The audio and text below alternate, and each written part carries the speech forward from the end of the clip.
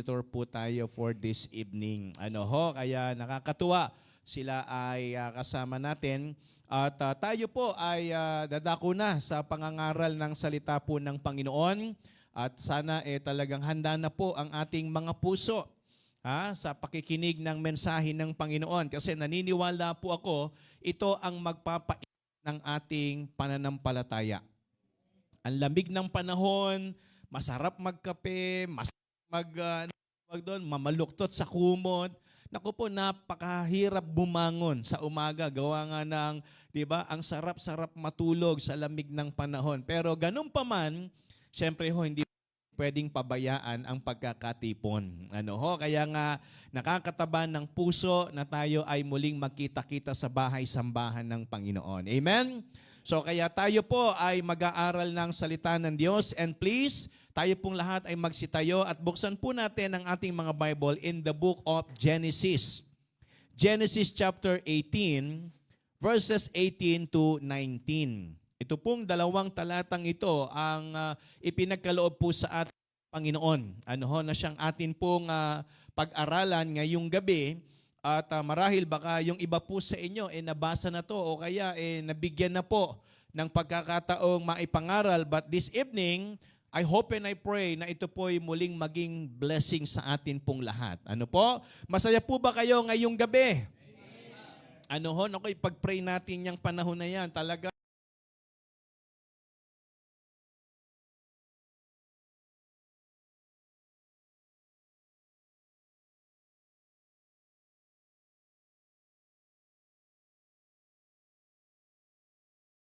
Ng isang tao, ang kailangan niya ay manampalataya. Kaya napakahalaga yung ating pananampalataya ay talagang masukat natin at makita natin kung ito ba talaga ay totoong pananampalataya. Kasi kung hindi po, mga kapatid, saan ho tayo dadalhin ng maling pananampalataya? Saan tayo dadalhin ng mali nating paniniwala? Alam naman ho natin, mga kapatid, nung wala pa tayo sa Panginoon, yung ating paniniwala taluwas sa sinasabi ho ng Biblia. At saan ho tayo dinala ng mali nating paniniwala? Saan tayo dinala ng nakagis na nating paniniwala? Alam naman ho natin na tayo po ay dinala nito sa maling direksyon ng buhay. Kaya nga tayo po ngayon bilang mga nasa Panginoon na, magandang siguraduhin natin, yan bang ating pananampalataya totoo. Alam niyo ho, sabi ng Bible, si Abraham ang ginamit ng Panginoon para maging modelo ng tunay na pananampalataya. Well, actually, to become a model, you will need to research the type of modeling you'd like to do. So, ibig sabihin, kung tayo raw magiging modelo, parang sa mundo, kung tayo magiging modelo ng damit, modelo tayo ng mga cosmetics, yung mga pampaganda, kung tayo magiging modelo ng pagkain o lugar o kahit yung mga mamahaling sasakyan. Dapat alam natin yung ating pong iminomodel. Pag sinabi ho nating damit, syempre mahalaga po yung shape ng body. Pag tayo modelo ng damit, mahalaga ho yung korte ng katawan. Kumbaga, sinasabi natin kumbaga yung pagiging sexy. Kasi nga, ang minomodel mo, damit. Kung ito naman cosmetics, dapat naalagaan mo ang iyong kutis. Okay? Maganda ang iyong muka, maganda ang iyong balat. Kasi nga, hindi ka pwede papasang modelo ng cosmetics kapag ang balat natin, ang itsura natin, kapintas-pintas. Naintindihan po ninyo? Kapag kayo model ng shampoo, di ba? Alam niyo nang ibig kong sabihin. Dapat meron kang magandang hair. Yung kulay, yung quality, yung texture niyan, yung haba niyan, yung lambot, yung shine ng buhok. So, ibig sabihin, pag tinawag na ikaw modelo ng shampoo, very obvious. Meron kang magandang kabuhukan. So, ibig ko sabihin, mga kapatid, ganun din. Si Abraham ay ginamit ng Panginoon para maging modelo ng tunay na pananampalataya. Again, true faith. Kasi meron hong false. Tama po ba? Merong false na pananampalataya. Kaya nga, mga kapatid, siguraduhin natin na yung ating pananampalataya totoo. Amen? siguraduhin natin na yung ating pananampalataya ay nasa Diyos. Baka mamaya sa iba ho natin ginagamit yung ating faith. O kaya sa mali natin ginagamit yung ating pananampalataya. Sabi ho ng Galatians chapter 3, verses 16.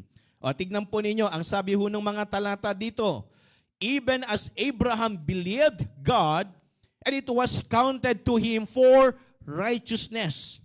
Know ye therefore that they which are of faith, the same are the children of Abraham. And the scripture, foreseeing that God would justify the heathen through faith, preached before the gospel unto Abraham, saying, he shall all nations be blessed. So then they which be of faith are blessed with faithful Abraham. Alam nyo ho mga kapatid, matindi po ang kumbaga pinagdaanan nitong si Abraham para mapatunayan niya na yung kanyang pananampalataya ay totoo. Kayo po ba naniniwala na kapag ang pananampalataya natin totoo, may mangyayari? Naniniwala po ba kayo na kapag ang pananampalataya natin totoo, may mangyayari? Sabi nga ng Bible, yung maliit na pananampalataya na gabutil ng mustasa, kayang gumawa ng himala. How much more kung ang pananampalataya natin higit pa sa ganung sukat? Mas meron pong magagawang himala, mga kapatid. You know, what is faith? Ano ba ang pananampalataya? Sabi ho ng Bible, in Hebrews chapter 11, verse number 1, now faith is the substance of things hoped for, the evidence of things not seen. Hindi na ho mahirap ipaliwanag kung anong ibig sabihin ng pananampalataya. Ang pananampalataya ay hindi ho to see is to believe. Maling-mali na ang paniniwala natin o ang understanding natin sa faith, makita ko muna, tsaka ako maniniwala. Mga kapatid, sa Panginoon, baliktad. Maniwala ka muna at makikita mo may gagawin ang Panginoon. Amen? So kasi ang tao, ang kanyang understanding sa faith, to see is to believe. Tingnan ko muna kung talagang may Diyos. Subukan ko muna kung may magagawa siya. Alamin ko muna ano ba ang kakayanan ng Panginoon na sinasabi ng Bible bago ko siya panampalatayanan. Yan ang pananaw ng tao. Oh, mga kapatid, pero sa Bible, ang sabi niya, now faith is the substance of things hoped for. So yung hindi mo pa nakikita, yung hindi pa nangyayari, pag pinanampalatayanan mo, mangyayari. Amen? So that is faith. And why is it important? Bakit napakahalaga at bakit tinuturo ng Bible na ang ating pananampalataya ay totoo? Because in verse number 6, the same chapter in the book of Hebrews, but without faith, listen, the Bible says, but if without faith, it is impossible to please God. Ano ba ang magagawa kapag na-please ang Panginoon? Ano ba ang mangyayari kapag na-please natin ang Panginoon sa ating buhay? You know, sabi ng Bible, for he that cometh to God must believe that He is, and that He is a rewarder. Kaya kung natutunan mong panampalatayanan siya, yung pananampalataya na binigay mo sa Panginoon ay hindi mababaliwala. Ang sabi ng Bible, He is a rewarder. Amen? Kaya kung nagtiwala ka sa Kanya at na-please siya, sa pananampalataya meron ka, hingin mo yung gusto mo, ibibigay ng Diyos. Amen po ba? Kasi kung na-please siya sa faith mo, kahit imposible, kayang ibigay ng Panginoon. Because meron kang faith, tama po ba? Mahalaga ho ang pananampalataya. Kung titignan ho natin ang kaligtasan, imposibleng ang tao masave. Naniniwala po ba kayo? Because ang sabi ng Bible, we are condemned already. Anong ibig sabihin? There is none righteous eh. Walang matuwid, wala kahit isa. So meaning, wala hong pwedeng masave. Kung titignan natin yung prinsipyo ng kaparusahan ng kasalanan, ang sabi ng Bible, for the wages of sin is death. Kaya nga tignan nyo, nung tayo naligtas, kailangan mamatay pa rin ng Panginoong Hesus. Tama po ba? Hello po. Naintindihan niyo po ba yung ibig kong sabihin? Kailangan ding mamatay ng Panginoong Hesus para ma-save tayo. Kasi nga, hindi pwedeng mabago yung kautusan na ang kabayaran ng kasalanan ay kamatayan. Tama po ba? So meaning, kahit mahal tayo ng Panginoon, kailangan pa rin niyang mamatay para sa atin. Because for the wages of sin is death. Hindi ho tayo exempted. Hindi exempted si Jesus Christ na mamatay sa kasalanan natin. Kailangan siyang mamatay. So meaning, wala nang magagawa ang tao. We believe in total depravity. Tama? Wala tayo magagawa eh. Kahit gaano tayo kayaman, kahit gaano tayo kasikat, kahit gaano tayo kabait, sa tingin natin, ang sabi ng Bible, we are condemned already. For all have sinned. Tama po ba? Lahat nagkasala. So meaning, wala akong magagawa. But because of faith, dahil sa pananampalataya, may naligtas. Tama po ba? Hello po. Kaya ako naligtas kasi may pananampalataya ako sa ginawa ng ating Panginoon Kristo. Well, tignan natin. Elaborate pa natin. Hindi ba't ang Panginoon namatay para sa lahat? Pero hindi lahat na-save. Ang na-save lang yung nanampalataya. Tama po ba? Kanino siya namatay? Para sa lahat. For God so loved the world that He gave His only begotten Son, that whosoever believeth in Him should not perish. So meaning, yung mga maliligtas at naligtas, yun yung nanampalataya sa Panginoon. Bagamat ang kaligtasan para po sa lahat, walang pinipili. Walang konti, walang maraming kasalanan. Lahat nagkasala. Pantay-pantay tayong pupunta ng impyerno. Hello po. Tama po ba mga kapatid, mga kaibigan? Lahat tayo pupunta ng impyerno dahil lahat tayo ay makasalanan. But because of faith, yung imposible naging posible. Kaya ganun kahalaga yung ating pananampalataya, mga kapatid. Ang sabi ng Bible, but without faith, it is impossible. Never. Hindi pwede. Kung wala ang pananampalataya, hindi mapiplease ang Diyos. Kahit gaano pa kaaya-aya ang itsura natin. Kahit gaano pa tayo katino sa pananaw ng tao. Iniisip ng iba, mabait ako, hindi ako kagaya ng iba, wala akong bisyo, wala akong ginagawang masama, tingin ko, matutuwa sa akin ng Panginoon. Hindi po. Ang kinatutuwaan ng Panginoon, yung pananampalataya. Tama po ba, mga kapatid? Ang sabi ng Bible, but without faith, it is impossible to please Him. Kaya ganun kahalaga ang pananampalataya. So you need to understand this. God's sovereignty requires human responsibility. Look at in verses 16 to 19, or 18 to 19, sorry. Sabi rito, seeing that Abraham shall surely become a great nation, mighty and great and mighty nation. Well, tignan nyo meron akong babanggitin mamaya. And all the nations of the earth shall be blessed by Him. Imaginin po ninyo, ito ay pangako ng Panginoon kay Abraham. Pangako ng Diyos kay Abraham. Anong sabi ng Bible? Ang linaw-linaw. Surely become a great and mighty nation. Tama po ba? Malinaw po ba na nandyan sa Bible nyo? Ganyan na nakasulat? Great and mighty nation. Tama po? Yan ang pangako ng Panginoon kay Abraham. Ang sabi nito, and all the nations of the earth shall be blessed by Him. Okay? Or in Him. Sabi po rito, for I know Him. Ang pangako ng Diyos, totoo. Naniniwala ba kayo? Totoo ang pangako ng Panginoon. Kung talagang naniniwala po kayo, say amen. Naniniwala kayo na ang pangako ng Diyos ay totoo. Tama? Alright. In verse number 19, for I know Him. kilala tayo ng Diyos. Tama po ba? Sabihin mo sa katabi mo, kilala ka ng Panginoon. Hindi pa man tayo nagkikita sa church, hindi pa tayo nagpapang-abot, hindi pa tayo inilalagay ng Panginoon sa church, kilala na tayo ng Diyos. Sabi nga ng Bible kay Prophet Jeremiah, before I formed thee in the belly, I knew thee.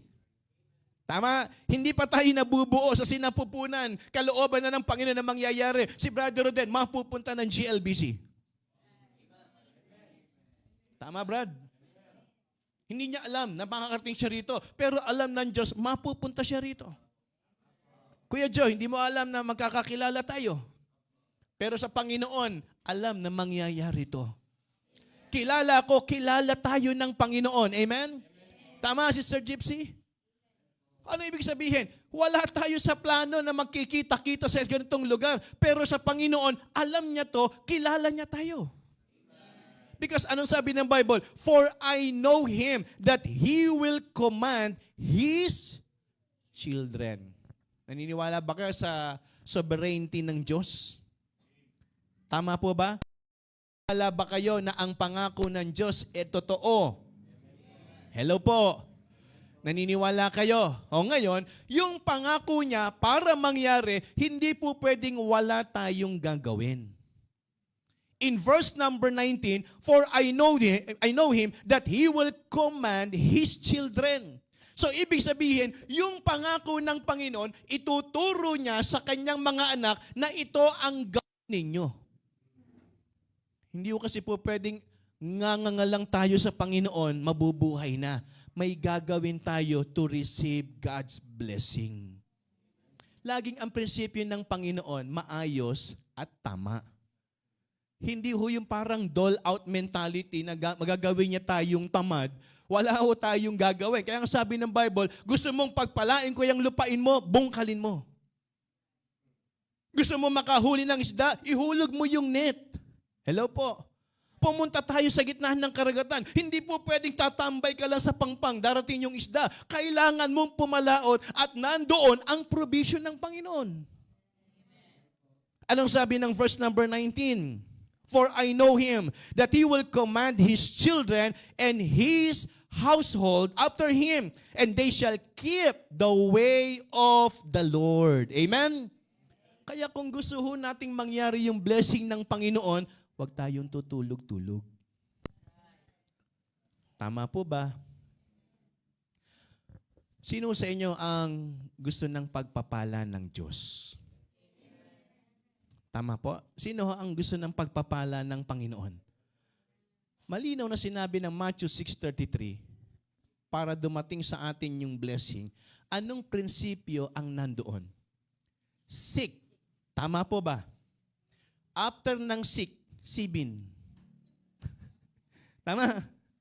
Seek, sibin, eat, nin, tin.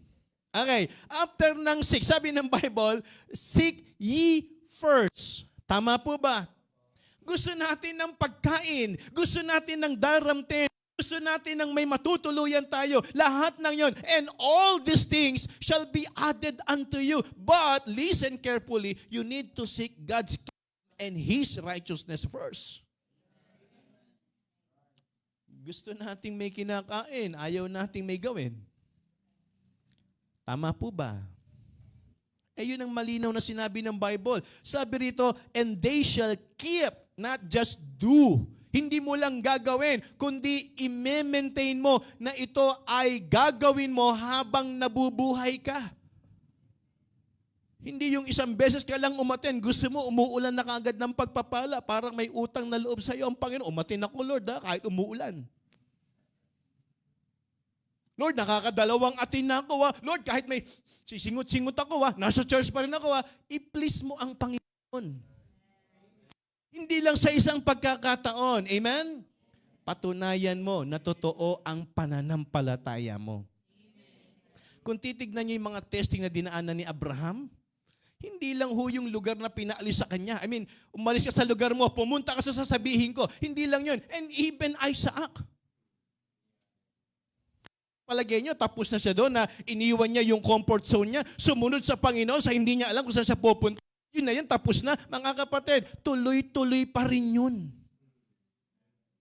Hindi ba't ito pa nga, ewan ko ha, kung naalala po ninyo, kung titignan natin, you need to understand yung, kumbaga, yung sovereignty ng Panginoon. Pangyarihan siya, tama? Kaya niyang gumawa ng imposible, pero hindi niya gagawin isang bagay nang hindi makatwiran. Pwede bang busugin niya yung tamad? Pwede palain niya yung hindi nagtatapat? Pero sabi ng Bible, a faithful man shall abound with blessings. Laging ang Panginoon sa kanyang mga ginagawa may prinsipyo. Tama? Hello po. Hindi po pwedeng kung ano lang yung gusto natin. Maganda, malaman natin at maintindihan natin yung kalooban ng Panginoon para po sa ating lahat. Alright? So ito ho yung nakita ko. Mula ho dito sa mga talatang ito. Number 1, His fortune. To become a model ng isang brand ng damit. Okay? Kayo pag nagpupunta kayo sa mga lugar ng pasyalan, sa mall, o kaya, di ba, sa EDSA, may makikita kayo model ng t-shirt. Isa niya, nagtataka ako model ng alak, pero ang suot parang hindi naman pang alak. Di ba? Yung mga kawan, iba ang pinakikita. Okay? So yung model ng damit, syempre, ang gagamitin nila, yung medyo merong pleasing body. Tama po ba? Pasensya na po, wag hong ma-offend yung iba. Diba, hindi ho po pwede yung, halimbawa, kukunin ako ng bench. Halimbawa lang, kinuha ko ng bench. Tapos yung katawan ko, ganyan. Baka upuan ang ibigay sa akin, hindi talaga damit. Pastor, yung pagmamodel mo, hindi naman yata parang pregnant yan eh. Di ba, siyempre, yung talaga makikita mo, yung abs dito, di ba? Yung katawan, yung muscle dito, talagang pag tumayo sabi ko, magkaroon kaya ako ng ganong katawan. Ano kaya mangyayari sa akin? Hindi mo na ako pwede mag-preach na nakasando. Tawagin po na si Pastor. Siya na po mag-preach. Naka-boxer ako, sando ako. Mga kapatid, good morning. Ang bihira. Ganda ng katawan ni Pastor. Wala pa rin yun. So yung mga model ng mga apparel, mga damit na yan, ang pinakikita niyan, yung ganda ng katawan. Mapalad ka kapag may ganun kang katawan. At napili kang model. Tama po ba ako? Yung magaganda ang buhok. Lalo na yung mga babae, ang hahaba ng hair, shiny, long, straight. Nako po, 'di ba? May mga nag-i-scout sa mall, sa mga, 'di ba, supermarket na may ganung buhok. Nako, pwede kang model ng shampoo. Pag meron kang ganon, mapalad ka. Tama po ba ako? Kasi napili kang model ng isang produkto. Sipin nyo, kahit nga yung mamahaling kotse, nabebenta eh. At alam niyo ba kung anong ibig sabihin nun? In verse number 1 ng Genesis chapter 12, ito ho yung pinagkunan ko nitong ating point number 1. Sabi po rito, now the Lord had said unto Abram, get thee out of thy country, and from thy kindred, and from thy father's house, unto a land that I will shew thee. Sabi ng Panginoon, iwan mo yung lupain na yan. So kung kayo ang nasa kalagayan nitong si Abraham, gagawin niyo ba kagad yun? Hindi ba kayo mag-iisip? Hindi niyo titignang maigi, aalis ako rito, pupunta ako sa lugar na sinabi ng Diyos nang hindi ko naman alam at hindi ko pa nakikita. Okay? Pero ganun pa man, napakapalad niya, sa dinami-dami ng tao, siya ang gusto ng Panginoon na gamitin na maging modelo ng pananampalataya. Tama po ba, mga kapatid? Okay? Mamaya, mas malalim yung maiintindihan kung anong ibig sabihin itong binabanggit ko po. Sabi niya, now the Lord had said unto Abraham, get thee out of thy country. Ang ibig sabihin, iwan mo yan, magandang kalagayan mo, mas may maganda kong ibibigay sa'yo. Pero para gawin mo yon, kailangan mo ng ano? Hello po, ng ano? Pananampalataya. Iiwan mo ba yung comfort zone mo sa hindi mo pa nakikitang lugar? Hello? Lupain ko to, kumakain ako ng sagana rito. Maayos ang buhay ko rito. Kasama ko ang pamilya ko. Bakit ako alis? Pero ang sabi ng Bible, get thee out of thy country and thy kindred. Iwan mo yan. Halimbawa, may lumapit sa inyo habang nagsha-shopping kayo. Halimbawa, Sister Weng, pasensya ka na, ikaw nakita kong ganda ng forma mo. Halimbawa, lapit kay Sister Weng, Miss, pwede ka ba namin gawing model ng boots? Halimbawa lang.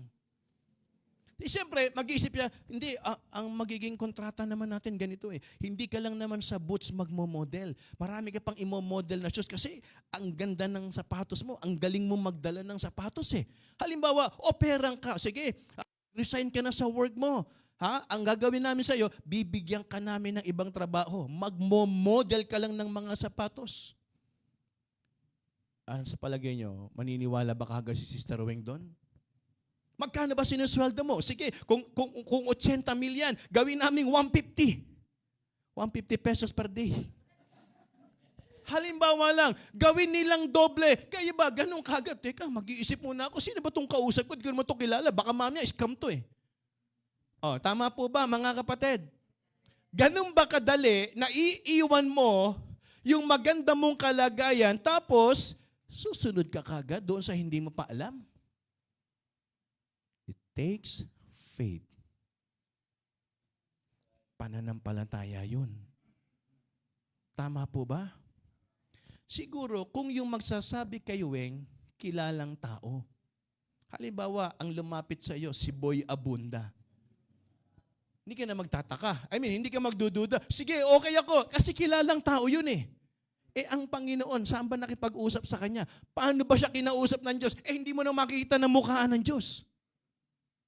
Hello po. Ngayon nga sa panahon natin, Biblia ang ginagamit. Kung ang pag-uusapan, yung pagsunod natin sa kalooban ng Panginoon. Di ba? Parang, teka, baka si pastor lang ang may gusto niyan. Hindi naman talaga Panginoon. Ba't ako susunod dyan? Hello po. Naintindihan niyo po ibig ko sabihin. Kung wala kayong pananampalataya sa Biblia, hindi kayo susunod. Tama? Hello po. Nagkakaintindihan po ba tayo? So, nakita ko po rito yung kalagayan ni Abraham na maayos na, pero may mas maganda palang maayos na plano ang Panginoon para sa kanya. Pero kailangan nating panampalatayanan. Amen? Okay. Marami mga nagninegosyo, sumusugal. Pwedeng kumita, umasenso, pero hindi lahat ganun ang nangyayari. Ano ibig ko sabihin? Humahanap tayo ng kapalaran. Tama po ba? Okay. Nung dumating ang pandemic, naglabasan yung mga vlogger. Tama ba? Yung mga nagbablog. Kaya nga ako, nagbabaka sakali ako, baka yung reels ko, yumaman ako dun eh. Diba? Kaya lang, ang konti. Diba? Parang isinulang yata sila si Sir Gypsy, nagbigay sa akin ng star. Sabi ko, mukhang falling star yata yung nakuha ko na. Hindi na nadagdagan. Pero diba, imagine niyo no? Sa kalangitan, kapag ang star bumagsak, tama, meron tayong tinatawag na bulalakaw eh. Tama? Kapag ang star bumagsak, natutupad yung pangarap. Parang baliktad din, no? Bumagsak ang bituin, tsaka nangyari yung pangarap natin. Di ba dapat umaangat ang bituin para matupad yung pangarap natin? Well, paniniwala ng tao yan eh. Di ba? So ano ibig sabihin? Ang sabi ng Bible, iwan mo yan. Nung dumating yung pandemic, ang daming naglabasan ng mga vlogger. Vlog dito, ganito rito, ganyan-ganyan. Ba, yumaman. Totoo po yun, mga wala namang naghaharutan lang, nagbabatukan lang, kumakain ng mga kung ano-ano. Ba't yung mama nakapagpatayo ng bahay, bumili ng magagarang sasakyan, di ba? Yung mga nagpapakita ng katawan na gumaganon-ganon, di ba? Panalo. O, di ba? Kaya ni Brother Jonathan, tanang dito, kaya yung mga ganon-ganon mo, dun, mga ganon-ganon. Sabi ko, nakakatukso, parang gusto ko na yatang magganon na rin kasi sa hirap ng buhay eh. Di ba? Gaganyan-ganyan ka lang dyan, di ba? Gaganong-ganong ka lang, panalo na yun. Ano yung sabihin mga kapatid? Tingnan nyo, sinubok ng tao. Tama po ba? nagkaroon ng magandang kalagayan. So imagine niyo, ang tao sumusugal sa walang kwenta, pag sa Panginoon, di natin kayang gawin. Ano yung sabihin? Pag sinabi ng Panginoon, nagdududa tayo, hindi mangyayari. Hello po. Mangyayari yan. Pangako ng Diyos yan. Totoo yun eh. Tama po ba? Sa mga ginagawa sa mundo, suntok sa buwan, hindi lahat ng nag-vlog yumaman. Hindi lahat ng nanegosyo yumaman. Pero lahat ng sumunod sa Panginoon, pinagpala ng Diyos. Tama? So kung hahanapin natin yung fortune natin, wag sa mundo, wag sa atin, hanapin natin sa pangako ng Diyos. Hello po. Hebrews chapter 10, verse number 23. Let us hold fast the profession of our faith without what? Without? Again, without? Sabihin nyo nga, without? Louder. Without? Wavering. Amen? Why? Because anong sabi ng Bible? For He is what? Faithful that promised. Amen? Kapag sa tao, napapako. Pag sa tao, nakakalimutan. Tama po ba? Kapag ang tao nangako, sabi nga nangako na nga, gusto nyo tutuparin pa. Sobra naman. Ang tao sumasablay sa pangako, pero ang Diyos ni minsan, hindi siya sumablay sa pinangako niya. Kaya kung maghahanap tayo ng fortune, ng kinabukasan natin, sa Panginoon, walang sugal. Sa Panginoon, totoo. Amen? Ano lang ang kailangan natin? Pananampalataya. Mahirap iwan yung pangarap. Kami rin po, bago kami nagsuko ng buhay, typical na kabataan, nangangarap. Elementary kami, nag-uusap-usap kami. Graduation ng grade 6. Ano gusto mo paglaki mo? Mag-high school pa lang yan, ha? Ako gusto ko doktor. Ako gusto ko inyenyero. Inyenyero pa, mga bata pa eh. Nung lumaki, inyenyero na.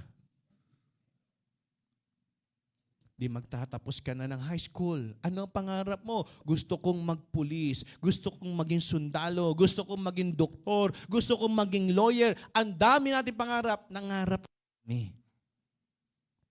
Pero nung tinawag kami ng Panginoon, yung pangarap ko, hindi yun ang nasunod. Yung gusto ng Panginoon ang pinaniwalaan ko. Nung tinawag ako, hindi ko nga alam na yung panawagan sa akin, magpapastor eh. Ang alam ko lang, ang calling ko, magwa-worker. Hindi ko alam yung magpapastor. Ang alam ko lang, maglilinis ako ng church, ako yung makakatulong sa church, ako yung gagawa ng mga gawain pang simbahan. Pero hindi sinabi sa akin na yung calling ko, magpastor ka. Lahat ng tinatawag ng Panginoon para sa pagpapastor, hindi ho ganun ang invitation sa amin eh. Ang invitation sa amin, sino po ang gustong magpagamit ng buhay sa Panginoon? Walang sinabing magpapastor. Nag-surrender kami ng buhay. Nag-surrender ako ng buhay. Pagamit eh. Pero yung pala, pag ikaw nagsuko ng buhay, magpapastor pala yun. Di ko alam. Kaya nung na-save ako ng January, nag-surrender ako ng buhay, May, June, pinasok ako ng Bible school. Ano alam ko sa Bible school? I mean, ano yung sasagot ko sa Bible school? Ilang buwan pa lang akong Kristiyano. Naintindihan po ninyo? January ako na-saved, January 12, and then nabaptize ako the same month, and then May, nag-surrender ako ng buhay after ng pangungusap sa akin ng Panginoon. June, pasok ako ng Bible school. Kaya nga nung tinanong kami sa first year, isulat nyo yung arrangement ng creation, bokya ako eh. Bakit? Ano alam ko sa day 1, sa day 2, di pa namin naaalaman yun eh. Wala pa akong alam. Hindi pa ako nagsa-Sunday school eh. Naintindihan po ninyo mga kapatid? So ano ibig ko sabihin? Hindi ko alam na ganun pala ang direksyon ng Panginoon. Pero alam sabi ko, sige, sinuko ko buhay ko. Alam ng Diyos yung gagawin niya sa akin. So si Abraham, hindi niya rin alam. Pero ang paniniwala niya, ang sabi ng Bible, for he is faithful that promised. Amen? Kaya kung gusto ho ninyo ng magandang kinabukasan, sa Panginoon tayo. Amen? Manampalataya. Second, not only his fortune, but also his faith. Tignan nyo ho. In verse number 8, by faith, Abraham, nandyan pa po ba kayo? Ito ho, maganda to. Tingnan nyo ho. Sabi ng verse number 8, when he was called to go out into a place which he should after receive for an inheritance, obeyed. And he went out, not knowing whither he went. Okay? So, nasaan doon ang pananampalataya? Sa hindi niya alam kung saan siya pupunta. Tama po ba? Alright. Imagine what kind of faith Abraham had. Hello? Anong klaseng pananampalataya ron? God asked him to leave the city he knew and leave his family too. And go to a land that I will show you. I will. So meaning, hindi pa niya nakikita. Tama po ba? Hindi pa niya nakikita. If you do this, I will make you a great, great nation. Tama ba ako? Nakasulat yon? Ano sabi ko sa inyo kanina? Balikan nyo, basahin natin. Great and what? Mighty nation. Sabihin nyo nga, great and mighty nation. Sabihin po ninyo, sabay-sabay. Great and mighty nation. Yan sabi ng Bible. I will bless you. Okay? And make your name great. Did I mention that Abraham is 75 years old that time? Did I? Wala, tama? Pero pag binasa nyo, matanda na siya. And another thing is, kumbaga, matanda na siya at this time, and his wife couldn't have a kid. How come na yung pangako ng Panginoon that I will make you a great and mighty nation nang wala kang anak? Try to imagine that. Totoo kaya yun? Hindi kaya niloloko lang ako ng Diyos. Pinangakuan ako na gagawin akong great and mighty nation. Barren nga si Sarah. Old pa and stricken. Hello? Andiyan pa po ba kayo? Mahirap paniwalaan yon. Hello po? Paano ka maniniwala sa nagsabing Diyos sa iyo na gagawin kitang great and mighty nation? Wala nga kami ni isang anak eh. Andyan pa po ba kayo? Naiintindihan niyo po ba yung sinasabi ko, mga kapatid? Sabi ng Bible, old and stricken, barren. How come na mangyayari ito? Tignan po Genesis chapter 11 verse number 30. Para may basis kayo. Tignan po ninyo. Genesis chapter 11 verse number 30. But Sarai was barren. Sa Tagalog, baog. Tama ba ako? Sa Tagalog, baog. Sa Waray, baog din. Wala naman nagbago. Baog din sa Waray. Sa Bisaya, baog din. Sa mga Kapampangan, may Kapampangan ba rito? Mga Ilocano, Panggalatok, parang pare-pares lang naman yata. Sa amin kasi sa probinsya namin, barren ang tawag namin dyan. Sa province namin. Tawa na. Alright. Are you okay? Yeah. That's good. So sabi ng Bible, but Sarai was barren, she had no child. Payayamanin kita, weng. Wala naman siyang trabaho, wala naman siyang negosyo. Paano mangyayari? Saan dadaan yung biyaya? Saan dadaan yung kayamanan? Hello po. Palain kita, Brother Ruden. Di pa nga ako nakakapagtapos ng pag-aaral. Paano kapag yung imposible na yon dahil sa pananampalataya, nangyari. Amen? Sino ho dito ang gusto magkaanak? Parang nayuko si Ate Laura. Ate Nelly, mukhang nangingiti po kayo. Intahin niyo po, intahin niyo po. Darating yan sa tamang panahon. Kailangan mo nang magpaalam, Ate Nelly, ha? Kasi sabihin mo, strict ang parents mo. Strict ang pastor mo. Isipin niyo mga kapatid, old, stricken, barren. Lahat ng mga impossibilities nandun eh. Tama po ba? Tapos paano ka maniniwala? Sabi ng Panginoon, I will create thee a mighty, great and mighty nation. Saan ko kukunin yung paniniwala ron? Wala akong nakikitang posibilidad. Wala akong nakikitang pwedeng pagdaanan ng pangako ng Panginoon. Yun nga lang mga kapatid, kailangan mong manampalataya. Kahit yung imposible, sabi ng Bible, faith is the substance of things hoped for, the evidence of things not seen. Hindi mo kailangang makita, manampalataya ka lang. Amen? Yung buhay namin ngayon, hindi ko ito nakita noon nung nagwo-worker kami. Tama po? Nung nasa Bible school kami, lugaw nga lang wala, hati-hati pa kami sa lugaw, baon namin. Kung naalala ko noon, meron kaming kaklaseng babae, medyo may pera siya, may kaya. Pag recess, kinakaibigan namin. Taga-ibang church yun. Pag recess, ay, ang bait mo, sister. Ang sarap ng pinakakain niya, no? Hati kami. Lahat kami nakikihati. Si Ninang Flor, alam niya po rito, napunta yung Bible School, kalahating minudo. Totoo po yun. Kalahating minudo, isang boteng patis ang katapat. 3-4 na kanin. Sa kalahating minudo. Kung ang order ng minudo, isang order, 20, 10 piso.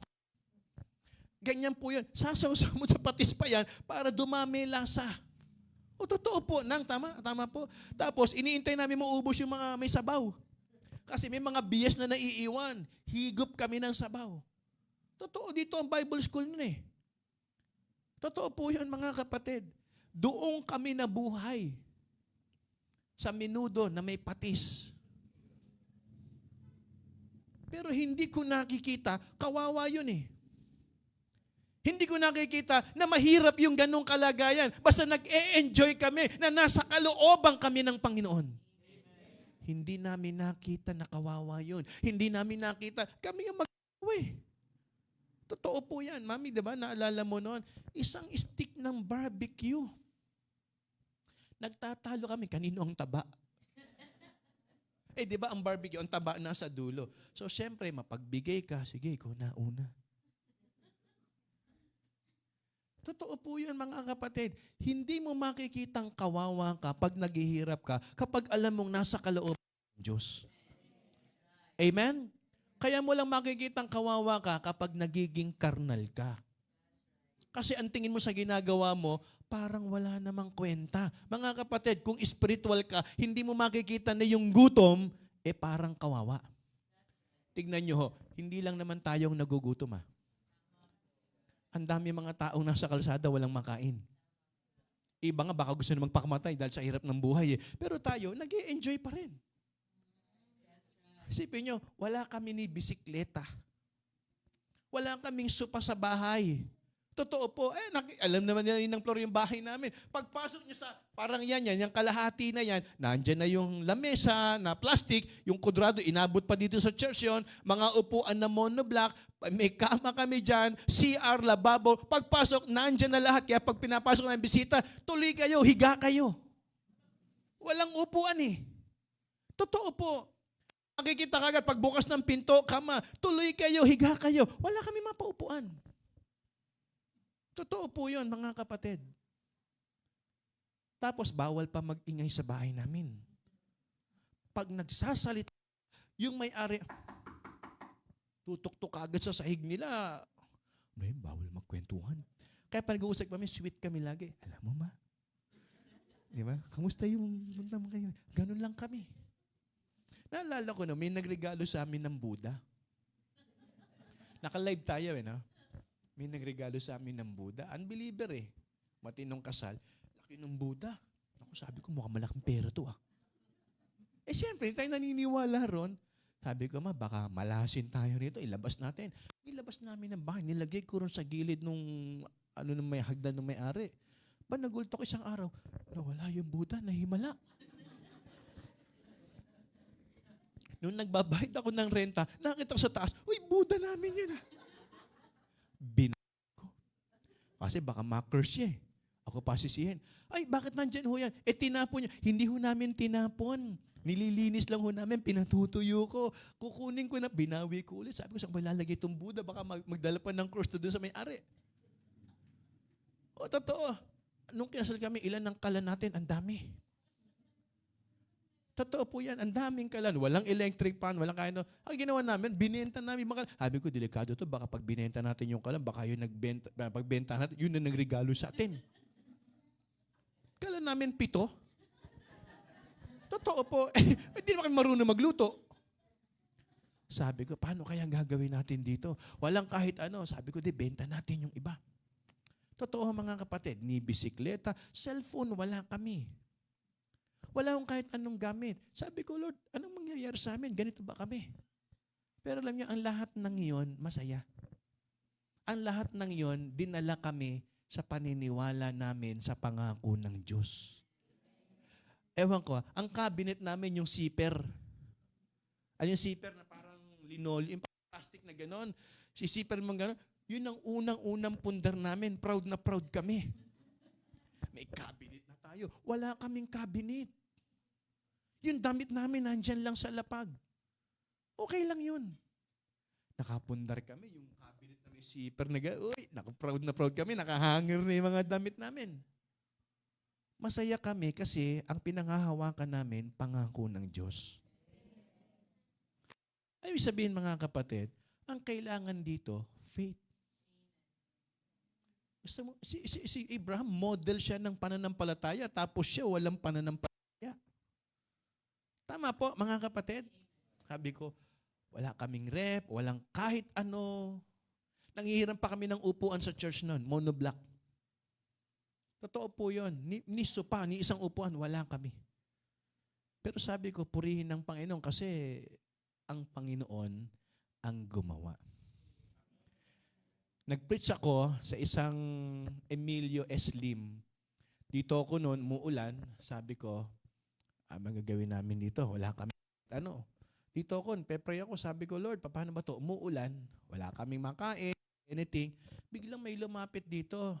Hindi pa niya ako siguro, hindi ako mukhang pastor noon. Sabi niya, meron po bang pastor dito? Nasaan po ba yung pastor? Sabi ko, ay bakit po? Kasi papabless namin yung namin, negosyo. Uy, sabi ko, anong negosyo yon? Yung Emilio S. Lim na appliances. Gusto po namin, pastor, kasi mga Christian po kami sa ganito, ganun. Ako po yung pastor. Pwede po bang sumama kayo sa akin ngayon? Halo? Hindi ko kilala. Isasama ko, isasakay ako sa sasakyan. Niisip ko, sasama ba ako rito? Wala kaming makain. Sasama ba ako? Hindi pa alam ng asawa ko kung saan ako pumunta. Wala cellphone eh. Hindi mo sasabi, ma, kinidnap na ako. Pero ang pumasok sa isipan ko, wala naman siya makukuha sa akin. Kung mangingidnap to, hindi pastor ang kikidnapin. Matalino tong kidnapper eh. Bakit pastor? Alam niya mamumroblema pa siya. Pag pastor, kakain pa yan. Baka hingin pa siya pamasahe. Palayain mo na ako. Bible study kita. Gusto mo? Punta siya rito, umuulan. Sabi ko, Lord, ano to? Provision mo ba to? Pero kinakabahan ako habang nakasakay sa sasakyan. Ikot kami. Sabi ko, Lord, bahala ka na sa akin. Nandun na kami sa may Francis, sa may Malabon, may Acacia. Nakita ko Emilio S. Lim. Pastor, ito po yung yun, nakahinga na ako. Medyo yumabang na, ito ba ang ibe-bless ko? Pero nasa sakyan ako, kinakabahan ako. Baka mami, hindi na ako ibalik eh. Baka chap-chapin ako, kukunin yung bituka ko. Kaya atay ko, kung ano meron sa katawan ko, baka ibenta na lang ako eh. Sana bigyan man lang yung asawa ko kung sakali mabenta ako. Takot ako noon, pero provision ng Panginoon eh. Nakapundar kami ng ref, second hand, hulugan. 600 a month. Imagine ninyo, 600 a month. Pambihira, tuwa kami, lumalamig na tubig namin. Ang problema, walang laman. At least, hindi na kami bibili ng yelo. O, di ba? Kasi, mayat-maya, bili kami ng yelo. Ay, nako, alam nyo ho ba, sa bahay namin doon sa maliit, napakainit. Natutulog kami, bukas ang pinto, bukas ang bintana. Di ko yung kinakaba kasi wala naman nanakawin eh. Pag i-interesan pa ba yung cabinet na plastic na yun, wala naman nanakawin doon. Totoo po yun. Na-enjoy namin yung ganong buhay. Kasi nga may pangako ang Panginoon. So, but Sarah was barren. She had no child. Paano mangyayari na maging great and mighty nation si Abraham? Wala eh. Naintindihan po ninyo mga kapatid, anong kailangan? Pananampalataya. Amen? And last but not the least, His faithfulness. You know, in verse number 18, in Genesis chapter 22, and thy seed shall all the nations of the earth be blessed because thou hast obeyed my voice. Kung naduwag ako noon, natakot ako at nag-alala ko sa sarili ko, anong mangyayari sa akin sa pagwo-worker ko? Anong mangyayari sa akin sa ginagawa ko sa Panginoon? Malamang wala ako dito ngayon. At hindi ko mararanasan yung mga ipinararanas sa akin ng Panginoon kung hindi ako sumunod sa Kanya. Si Ninang Flor at yung mga ibang members dati, alam nila kung ano ang naging talagang sitwasyon dito sa church. Kung gaano kahirap yung pinagdaanan namin. Kaya hindi kami kaagad nag-anak eh. Kinasal kami year 2000, nag-anak kami 2004. Nag-usap kami, sabi ko, wag muna. Ministry muna. Kasi halos talagang iyak kami ng iyak sa Panginoon. Gagawin namin, paanong ganito. So nagsimula kami, hindi naman ganito to eh. Alam ng mga member yan dito. Clinic ito, CR ito, lababo ito. Maliit lang po yan, mga kapatid. Hindi to air condition, hindi to nakatiles ng ganito. Pero alam niyo, ang Panginoon, hindi siya nagkulang. Hello po. So, dito niyo papatunayan na kung gusto niyo rin maging model ng pananampalataya, sikapin niyo na makita sa sarili ninyo yung totoong pananampalataya. Amen? In Romans chapter 4, verse number 3, for what saith the Scripture, Abraham believed God, and it was counted unto him for righteousness. May tanong po ako sa inyo, mga kapatid. Meron ba kayong pananampalataya? Meron po ba kayong faith? Question is, totoo ba yung inyong faith? Totoo po ba yung inyong faith?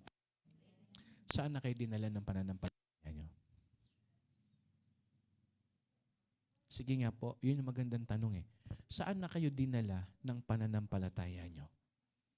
Because in James chapter 2 verse number 23, and the scripture was fulfilled, which saith, Abraham believed God, and it was imputed unto him righteousness. Amen? Yung kanyang faith, merong naging evidence. Ano sabi? And he was called what? The friend of God. Saan na tayo dinala ng faith natin kung totoo yan? Hello po. Ano na ang nagawa ng faith natin sa buhay natin? Kung totoo yan, baka hanggang ngayon, nandito pa rin tayo sa lugmok na kalagayan. What is the important role of Abraham during that time? Ano ba ang mangyayari kay Abraham kung susunod siya pa sa Panginoon? Abraham is the father of Isaac. Tama? Hello po. Abraham is the father of Isaac and the grandfather of Jacob. Andiyan pa po ba kayo? Konti na lang po, matatapos na tayo. Who is renamed Israel. Tama? Anak ni Abraham, sino? Si Isaac. Anak ni Isaac, sino? Si Jacob. Si Esau dapat yun, tama? Binenta niya yung birthright niya. Akala niya kasi, wala namang kwenta yung panganay eh. Di ba? Wala yan, okay lang yan. Iintindi yung panganay. Anong mangyayari? Hindi niya alam, ganito kahalaga yung magiging role niya sa Biblia. Okay? Binenta niya eh. So ano sabi ng Bible? Kaya ang kinikilala, hindi si Esau, si Jacob. Tama? Okay. Jacob, who is renamed Israel, whose 12 sons represent the tribes of Israel. Amen? For Christians, Abraham is seen as the father of the faith. Amen? And is honored for his obedience. Isipin nyo, yung pangalang Abraham, matanda, baogang asawa, kumbaga sa termino ng mundo, lipas na. Wala na, hindi na magkakaroon ng pagkakataon. But Romans chapter 4, verse number 16, therefore, it is of faith that it might be by grace to the end the promise might be sure to all the seed, not that only which is of the law, but to that also which is of the faith of Abraham, who is the father of us all. Amen? Yung Abraham na nagbubungkal ng sarili niyang lupa, naging great and mighty nation. Yet, because of true faith. Sino mag-aakala na dito tayo dadali ng ating pananampalataya? Amen? Kaya nga ang tanong ko po sa inyo, meron ba kayong faith? Totoo ba yung inyong faith? Saan na kayo dinala niyan? Tama. Kasi kung totoo yan, hindi po pwedeng nandyan lang kayo. Kung totoo yan, hindi po pwedeng nananahimik lang kayo na wala kayong gagawin. Kasi kung totoo yan, ang sabi ng Bible, for He is faithful that promised. Amen? Bakit ka natatakot sumunod? Bakit ka natatakot gawin? Bakit ka natatakot maglingkod? Totoo yung nangako at meron kang totoong pananampalataya. Ino-honor ng Diyos ang totoong pananampalataya. Amen? Kaya huwag kayong matakot. Huwag ho kayong magdalawang isip. Kung totoo yan, may gagawin ng Diyos dyan. Yung hindi mo pa nakikita at nararanasan, ipararanas ng Panginoon because of faith. If that is real, if that is true, abangan natin ang gagawin ng Diyos. Amen? Sigurado ako, faithful and true ang Panginoon. Tingin po tayo. Panginoon, maraming salamat po sa itinuro mo sa aming mensahe ngayon pong gabing ito. Salamat po sapagkat amin pong nasalamin ang aming mga puso. Gumawa ka po, Panginoon, sa bawat isa sa